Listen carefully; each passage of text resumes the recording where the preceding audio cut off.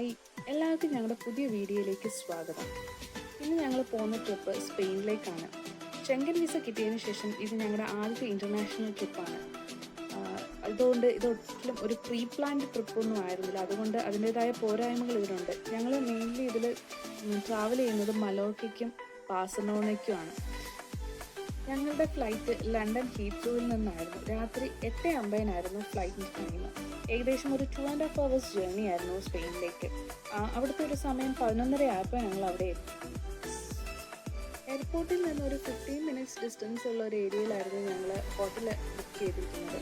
ഇതാണ് ഞങ്ങൾ സ്റ്റേ ചെയ്ത ഹോട്ടൽ. സെക്രോട്ടൽ സാൻബോയി എന്ന് പറഞ്ഞ ഹോട്ടലായിരുന്നു. അത്യാവശ്യം നല്ല സ്പേഷ്യസും നല്ല അക്കോമഡേഷൻ ആയിരുന്നു അവിടുത്തെ. ഞങ്ങൾ ബെഡ് കണ്ടതും ചാടി എല്ലാ സാധനവും ഇട്ടുകൊണ്ട് ആകെ റൂമാകെ മെസ്സി ആയിട്ട് കിടക്കുകയാണ്. ഇതായിരുന്നു ഞങ്ങളുടെ സ്റ്റേ. അന്നത്തെ ഒരു ദിവസത്തെ സ്റ്റേ ഇവിടെയായിരുന്നു. അങ്ങനെ ഞങ്ങൾ ബാർസലോണയിലെ ആദ്യത്തെ പ്ലേസ് കാണാൻ വേണ്ടിയിട്ട് തുടങ്ങുകയാണ്. അപ്പം ഇവിടെ ബസ് സ്റ്റോപ്പിൽ നിന്ന് ബസ് കയറിയാണ് പോകേണ്ടത് ലൊക്കേഷനിലോട്ടൊക്കെ. അപ്പം ഓരോ ഏരിയാസിലോട്ട് പോകാൻ ഓരോ നമ്പേഴ്സുണ്ട്. അപ്പോൾ നമ്മൾ ടിക്കറ്റ് എടുത്ത് ഇതേ കയറി. ഇപ്പം നമ്മൾ പോകേണ്ട ലൊക്കേഷനിൽ ട്രെയിനും കൂടെ മാറി കയറണമായിരുന്നു. അപ്പോൾ ഈ സ്റ്റോപ്പിൽ ഇറങ്ങിയിട്ട് പിന്നെ നമ്മൾ അണ്ടർഗ്രൗണ്ട് ട്രെയിനിലാണ് പോകുന്നത്. നമ്മൾ നിൽക്കുന്നത് ഇപ്പം ഈ സോണ യൂണിവേഴ്സിറ്റി എന്ന് പറഞ്ഞ സ്റ്റോപ്പിലാണ്. അവിടെ നിന്ന് നമ്മൾ സഗ്രാദ ഫാമിലിയിലോട്ട് ഈ അണ്ടർഗ്രൗണ്ട് ട്രെയിനിൽ പോകണം. അങ്ങനെ വെയിറ്റ് ചെയ്ത് നിൽക്കുമ്പോൾ നമ്മുടെ ട്രെയിൻ വന്നു. ഇവിടുന്ന് ഒരു 20-30 minutes ആയിട്ട് ഉണ്ടായിരുന്നു സഗ്രാദ ഫാമിലിയിലോട്ടേക്ക്.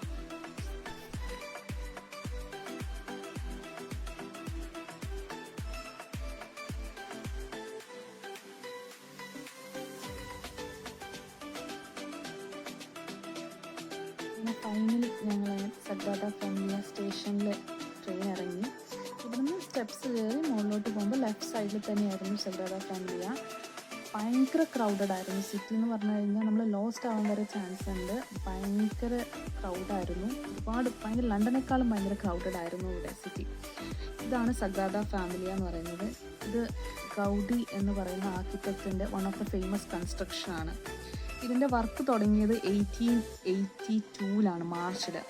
142 years ആയി. എന്നിട്ട് പോലും ഇതിൻ്റെ ഫുൾ പണി കഴിഞ്ഞിട്ടില്ല എന്നാണ് പറയുന്നത്. കാര്യം മെയിൻലി ഇവരുടെ കൺസ്ട്രക്ഷൻ നടക്കുന്നത് ഫിനാൻസ് എന്ന് പറയുന്നത് ടിക്കറ്റ്സ്, അവിടെ സെല്ലാവുന്ന ടിക്കറ്റ്സിൻ്റെയൊക്കെ ഇത് വെച്ചാണ്. അപ്പം കോവിഡിൻ്റെ സമയത്തും പിന്നെ ഇതിൻ്റെ മുന്നേ കുറേ നാളുകൾക്ക് മുമ്പ് സ്പാനിഷ് വാർ വന്നപ്പോഴൊക്കെ ഇതിൻ്റെ പണി അങ്ങനെ നിർത്തലായി. അതുകൊണ്ട് ഇപ്പോഴും പണി തീരാതെ നിൽക്കുന്ന ഒരു ബിൽഡിംഗ് ആണ് ഇത്. One of the famous church in ബാഴ്സലോണയാണ്. സഗ്രാദ ഫാമിലിയുടെ പല ഡിസൈനുകൾക്കും ഗൗഡിക്കൊരു എക്സിസ്റ്റിംഗ് എഞ്ചിനീയറിംഗ് സൊല്യൂഷൻ ഉണ്ടായിരുന്നില്ല. അതുകൊണ്ട് തന്നെ സിവിൽ വാറിൻ്റെ സമയത്ത് മോസ്റ്റ് ഓഫ് ദ ഭാഗങ്ങൾ നശിച്ചു പോയായിരുന്നു. പിന്നെ ഗൗഡിയുടെ സ്റ്റുഡൻസ് ആണ് അതിൻ്റെ പല മോഡൽസും ഫോട്ടോഗ്രാഫ്സും അന്നത്തെ ഡ്രോയിങ്സ് ഒക്കെ വെച്ചാണ് അത് പിന്നെയും കൺസ്ട്രക്ട് ചെയ്തെടുത്തിരിക്കുന്നത്. ശരിക്കും പറഞ്ഞാൽ ഇതിൻ്റെ ഓരോ ഡിസൈൻസിനും ഓരോ സ്റ്റോറീസ് ഉണ്ട്. പക്ഷെ ഞങ്ങൾക്കത് അടുത്ത് പോയി കാണാനോ ഇല്ല അതിൻ്റെ അകത്ത് പോയി കാണാനോ ഒന്നും സാധിച്ചില്ല. കാര്യം ടിക്കറ്റ്സ് കിട്ടിയില്ല. ഞങ്ങളുടെ ഷെങ്കൻ വിസ എന്ന് പറഞ്ഞാൽ ട്രാവൽ ഡേറ്റിന് 3 ദിവസം മുമ്പാണ് കിട്ടിയത്. അതുകൊണ്ട് തന്നെ ടിക്കറ്റ്സ് ഒന്നും അവൈലബിൾ ആയിരുന്നില്ല. ഇതിൻ്റെ ഇൻറ്റീരിയേഴ്സും ഇതിനേക്കാളും ബ്യൂട്ടിഫുൾ ആണ് ഓരോ ആർക്കിടെക്ചർ എന്നാണ് പറഞ്ഞു കേട്ടിരിക്കുന്നത്. പിന്നെ സഗ്രാദ ഫാമിലിയുടെ ടിക്കറ്റ് കിട്ടാത്തത് കൊണ്ട് തന്നെ പിന്നെ ഞങ്ങൾക്ക് ടൈം ഉള്ളത് കൊണ്ടും തൊട്ടപ്പുറത്തൊരു FCBയുടെ മ്യൂസിയം കണ്ടു. ഒരു ചെറിയ മ്യൂസിയമാണ്. അപ്പോൾ പിന്നെ വിചാരിച്ചു വന്നാൽ അവിടെയും കൂടെ ഞാൻ കയറി കണ്ടേക്കാണ്. പക്ഷേ ഞങ്ങൾ ഫുട്ബോൾ ക്രേസുള്ള ആൾക്കാരൊന്നും ഉള്ളതുകൊണ്ട് അവിടെ ടിക്കറ്റൊന്നും എടുത്ത് കയറിയില്ല. ജസ്റ്റ് ഫ്രീ ആയിട്ട് കാണാവുന്ന കുറച്ച് സംഭവങ്ങളൊക്കെ ഉണ്ടായിരുന്നു. അതൊക്കെ ചുമ്മാ കയറി കണ്ടു. ഇവിടെ ഇതായിരുന്നു ഇതിൻ്റെ എൻട്രൻസ്. അപ്പോൾ അതിലൂടെ കയറുമ്പോൾ തന്നെ അവിടെ ഇങ്ങനെ കുറച്ച് FCB എന്നൊക്കെ എഴുതി വെച്ചതാണ്. അത് കഴിഞ്ഞിട്ട് അതിൻ്റെ ലെഫ്റ്റ് സൈഡിലായിട്ട് അവരിട്ടിരിക്കുന്ന ജേഴ്സിയുടെ ഡിസ്പ്ലേ ഉണ്ടായിരുന്നു. ഒരു ഗ്ലാസ് ഇതിലായിട്ട് അവരിങ്ങനെ ഡിസ്പ്ലേ ചെയ്ത് വെച്ചിട്ടുണ്ട്. ഇത് വന്നിട്ട് 1992 അവരുടെ ഡ്രീം ടീം ഇട്ടിരിക്കുന്ന ഒരു ജേഴ്സിയാണ്. പിന്നെ വന്നിട്ട് 1975 ജൊഹാൻ ക്രൂഫ് എന്ന് പറഞ്ഞ ഒരാൾ ഇട്ടിരിക്കുന്ന ജേഴ്സി. അതിൻ്റെ തൊട്ടപ്പുറത്ത് ആയിട്ട് അവർക്ക് അന്ന് വിന്ന് ചെയ്ത് കിട്ടിയ ആ ഒരു വലിയ ട്രോഫി വെച്ചിട്ടുണ്ടായിരുന്നു. പക്ഷെ അവിടെ പോയി നമുക്ക് ഫോട്ടോ വേണമെങ്കിൽ എടുക്കാം. ഫോട്ടോ എടുക്കുന്നതിന് അവിടെ റേറ്റ് ഉണ്ട്. പക്ഷെ ഞങ്ങൾക്ക് താല്പര്യമില്ല. അതുകൊണ്ട് ഞങ്ങൾ അതിലോട്ട് പോയി. അതുകൊണ്ട് നമുക്ക് മൊബൈലിലൂടെ വീഡിയോ എടുക്കാനുള്ള പെർമിഷൻ ഉണ്ടായിരുന്നില്ല. അതിൻ്റെ പിന്നെ അകത്തോട്ട് കയറി കഴിഞ്ഞപ്പോഴത്തേക്ക് അവിടെ അവരുടെ തന്നെ സ്റ്റോറ് കാണാം. അവിടെ നമുക്ക് അവരുടെ ജേഴ്സിയും പിന്നെ ഫുട്ബോൾസും അങ്ങനത്തെ കുറേ ഐറ്റംസൊക്കെ ഉണ്ട്. ഇതിൻ്റെ മുകളിലത്തെ ഫ്ലോറിലോട്ട് ടിക്കറ്റ് പർച്ചേസ് ചെയ്ത് കഴിഞ്ഞാൽ മ്യൂസിയം കൂടി വിസിറ്റ് ചെയ്യാം. അവരുടെ കൺസ്ട്രക്ഷനും അതിനെക്കുറിച്ച് ഇമേഴ്സീവ് എക്സ്പീരിയൻസസ് ഒക്കെ അവർ ഡീറ്റെയിൽഡ് ആയിട്ട് പറയും. ഞങ്ങളുടെ അടുത്ത ഡെസ്റ്റിനേഷൻ എന്ന് പറയുന്നത് പാർക്ക് ഗുവൽ എന്നായിരുന്നു. ഇത് വേൾഡിലെ തന്നെ മോസ്റ്റ് ഇംപ്രസീവ് പബ്ലിക് പാർക്ക് എന്ന് പറയപ്പെടുന്ന ഒരു സ്ഥലമാണ്. ഇവിടുത്തെ എൻട്രി ടിക്കറ്റ് എന്ന് പറഞ്ഞു കഴിഞ്ഞാൽ 1195 യൂറോസ് ആയിരുന്നു പെർ പേഴ്സൺ. വർത്ത് വിസിറ്റിംഗ് ആയിരുന്നു.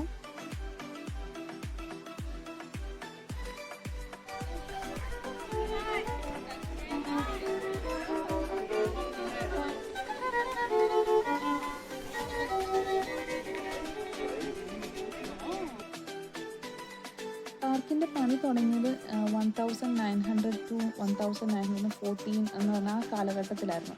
ഇവരുടെ പ്ലാൻ അനുസരിച്ച് അതൊരു റെസിഡൻഷ്യൽ പാർക്ക് ആക്കാനായിരുന്നു. അവിടെയുള്ള സിംഗിൾ ഫാമിലി 60ഓളം വരുന്ന സിംഗിൾ ഫാമിലി റെസിഡൻസിന് വേണ്ടിയിട്ടുള്ള ഒരു റെസിഡൻഷ്യൽ പാർക്കായിട്ട് തുടങ്ങാനായിരുന്നു ഇതിൻ്റെ പ്രോജക്റ്റിൻ്റെ പ്ലാൻ. പക്ഷേ പിന്നീട് അത് സക്സസ് ആവാതിരിക്കുകയും അങ്ങനെ പിന്നെ അതൊരു സിറ്റി പ്രോപ്പർട്ടിയായി. 1923 അതൊരു സിറ്റി പ്രോപ്പർട്ടിയായി. അങ്ങനെ അതൊരു പബ്ലിക് പാർക്കായി മാറുകയായിരുന്നു. ഇത് മോസ്റ്റ്ലി നോക്കുവാണെങ്കിൽ ഇവിടെ തന്നെ ഉണ്ടായിരുന്ന ഈ റെമനൻസ് യൂസ് ചെയ്തിട്ടാണ് ഇവിടുത്തെ ഓരോ സംഭവങ്ങളും ഗൗഡി ബിൽഡ് ചെയ്തിരിക്കുന്നത്. അത് തന്നെയാണ് മറ്റുള്ള ആർക്കിടെക്റ്റിൽ നിന്നും ഗൗഡിയെ വ്യത്യസ്തനാക്കുന്നത്. അത് അദ്ദേഹത്തിൻ്റെതായ സ്പെസിഫിക് ആയിട്ടുള്ള യുണീക്ക് ഡിസൈൻസ് ആണ് അവർ ഓരോ കൺസ്ട്രക്ഷനിലും കൊണ്ടുവന്നിരിക്കുന്നത്. യുനെസ്കോയുടെ വേൾഡ് ഹെറിറ്റേജ് സൈറ്റിൽ ഇടം പിടിച്ചിരിക്കുന്ന ഒരു സ്ഥലം കൂടിയാണ് പാർക്കുകൾ. അതുകൊണ്ട് തന്നെ ബാർസലോണയുടെ ലാൻഡ്മാർക്കായിട്ടും അറിയപ്പെടുകയാണ് ഈ പാർക്ക്.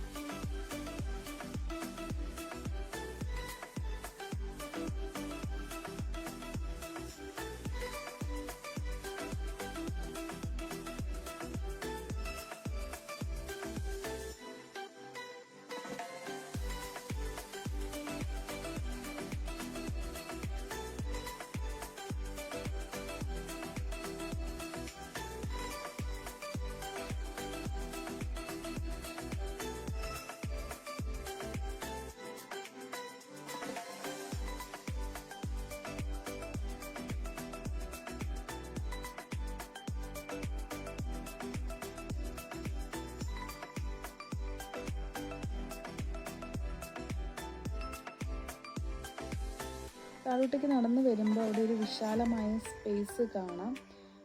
ഇവിടെയാണ് മൊസൈക്കുകൾ കൊണ്ട് തീർത്ത longest bench in the world എന്ന് ഗിന്നസ് ബുക്ക് വേൾഡ് ഓഫ് റെക്കോർഡ്സിൽ കയറിയിരിക്കുന്ന ആ പ്ലേസ് ഉള്ളത്. ഈ ബെഞ്ച് ശ്രദ്ധിച്ച് അറിയും, ഇതൊക്കെ ഡിഫറെൻറ്റ് ടൈപ്സ് ഓഫ് മൊസൈക്സ് കൊണ്ടാണ് ഇത് ഉണ്ടാക്കിയിരിക്കുന്നത്. ഏകദേശം 110 മീറ്റേഴ്സോളം ദൂരം വരുന്ന ഇറഗുലർ പാറ്റേൺസിൽ വരുന്ന അത്രയും ലോങ്സ്റ്റ് ബെഞ്ചാണിത്. ഇവിടെ നോക്കുമ്പോൾ നമുക്ക് ബാർസലോണയുടെ ഒരു നല്ലൊരു വ്യൂ തന്നെ അവിടെ ഇരുന്നുകൊണ്ട് നമുക്ക് കാണാൻ പറ്റും. തൊട്ട് മുമ്പിലായിട്ട് ജിഞ്ചർ ബ്രെഡ് ഹൗസസ് ഉണ്ട്. അതിനെ അവരൊരു ജിഞ്ചർ ബ്രെഡ് ആ ഒരു മോഡൽ കാരണം അതിനെ ജിഞ്ചർ ബ്രെഡ് ഹൗസ് എന്നാണ് പറയുന്നത്. അന്ന് ഗൗഡി പ്ലാൻ ചെയ്ത് 60 ബിൽഡിങ്ങിൽ അവർക്ക് 2 പണിയാൻ പറ്റിയിട്ടുള്ളൂ. ആ കാണുന്ന 2 ഈ 2 അപ്പുറത്തും ഇപ്പുറത്തും ഇരിക്കുന്നത്. അതിലൊരെണ്ണം ഗൗഡിയുടെ തന്നെ വീടായിരുന്നു.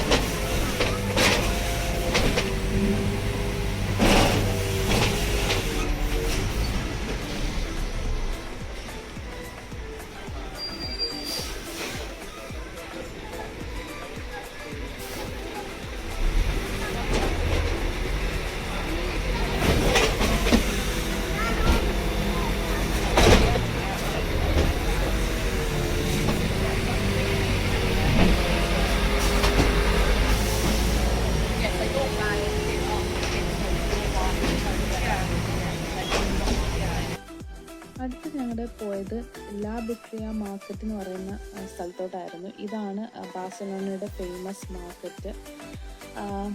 ഭയങ്കര തിക്കും തള്ളായിരുന്നു, ഭയങ്കര മഴയായിരുന്നു, എസ്പെഷ്യലി ഭയങ്കര മഴയായിരുന്നു അന്നത്തെ ക്ലൈമറ്റ്. അത് കാരണം തന്നെ ഭയങ്കര തിരക്കുമായിരുന്നു ഇവിടെ. ഇവിടെ നമുക്ക് ഒരുപാട് ഷോപ്സ് കാണാൻ പറ്റും, ഒരു സാധാ മാർക്കറ്റിൽ കാണുന്ന പോലെ. പക്ഷേ ഇവിടെ ഒരുപാട് കളർഫുള്ളാണ്, അതായിരിക്കും മറ്റു മാർക്കറ്റുകളിൽ നിന്നും ഇതിനെ വ്യത്യസ്തമാക്കുന്നത്. ഇപ്പോൾ തന്നെ കാണാം, നമുക്ക് ഒരുപാട് ഫ്രൂട്ട് ബൗൾസ് ഉണ്ട്, പല പല ഡിഫറെൻറ്റ് ഫ്രൂട്ട്സ് ഇവിടെ അവൈലബിൾ ആണ്, പല പല ഡിഫറെൻറ്റ് ജ്യൂസസ് അവൈലബിൾ ആണ്. അവിടെ മാംഗോ കോക്കനട്ട് എന്ന് പറഞ്ഞൊരു ജ്യൂസസ് ഞാൻ ട്രൈ ചെയ്തായിരുന്നു, അടിപൊളിയായിരുന്നു. അതുപോലെ തന്നെ കിവി, മിൻറ്റ് ആൻഡ് ലൈം, അതൊക്കെ ഞാൻ ഇതുവരെ കേൾക്കാത്ത ഓരോ കോംബോ ടൈപ്പ് ഓഫ് ജ്യൂസസും അവിടെ കാണുന്നത്. എൻ്റെ കയ്യിൽ മാംഗോ കോക്കോ ജ്യൂസാണ്. ഞങ്ങൾക്ക് ടൈം ഒട്ടും ഉണ്ടായിരുന്നില്ല, അതുകൊണ്ട് തന്നെ ഞങ്ങൾ വേഗം ഓടി നടന്ന് കാണുമായിരുന്നു. ഫുൾ ലൈക്ക് ഒരു സാധാ മാർക്കറ്റ് പോലെ തന്നെ, പക്ഷേ കുറച്ചുകൂടെ ലൈക്ക് എന്താ പറയുക, ഒരുപാട് ഫുഡ് വെറൈറ്റീസ് ഉണ്ട് അവിടെ. അതുപോലെ തന്നെ ഫിഷ് മാർക്കറ്റ്സ് ആണെങ്കിലും കുറേ സ്വീറ്റ് ഷോപ്സ് ഉണ്ടായിരുന്നു, കുറേ ഡെസേർട്സിൻ്റെ ഷോപ്സ് ഉണ്ടായിരുന്നു. മാർക്കറ്റ് കൂടാതെ ഞങ്ങൾ വേറൊരു സ്ഥലവും കൂടെ പോയിരുന്നു, കാസ ബട്ട്ലോ എന്ന് പറഞ്ഞിട്ട്. അതും വൺ ഓഫ് ദി ഗൗഡി ആർക്കിടെക്ട്സ് ആയിരുന്നു. പക്ഷേ ആ ക്രൗഡ് കാരണം ഞങ്ങൾക്ക് വീഡിയോ എടുക്കാനൊന്നും സാധിച്ചില്ല. അതോടെ ഇന്നത്തോടെ ഞങ്ങളുടെ ബാഴ്സലോണ ട്രിപ്പ് കഴിയുകയാണ്. ഇവിടെ നിന്ന് ഒരു ടാക്കോ മേടിച്ച് ഞങ്ങൾ അങ്ങനെ തിരിച്ച് ബാഴ്സലോണ എയർപോർട്ടിലോട്ടേക്ക് പോയി. അടുത്ത ഞങ്ങളുടെ ഡെസ്റ്റിനേഷൻ മയോക്കയാണ്. അപ്പം ഇനി നിങ്ങൾ അടുത്ത എപ്പിസോഡിൽ കാണാൻ പോകുന്ന വീഡിയോസ് ഫുൾ മയോക്ക ആയിരിക്കും. ഇതൊരു സിറ്റി വ്യൂ ആണെങ്കിൽ അതൊരു ഡിഫറെൻറ്റ് എക്സ്പീരിയൻസ് ആയിരുന്നു, അതൊരു ഡിഫറെൻറ്റ് ഒരു കൈൻഡ് ഓഫ് ഐലൻഡ് ആയിരുന്നു. അപ്പം അടുത്ത വീഡിയോ കാണാം. ബൈ.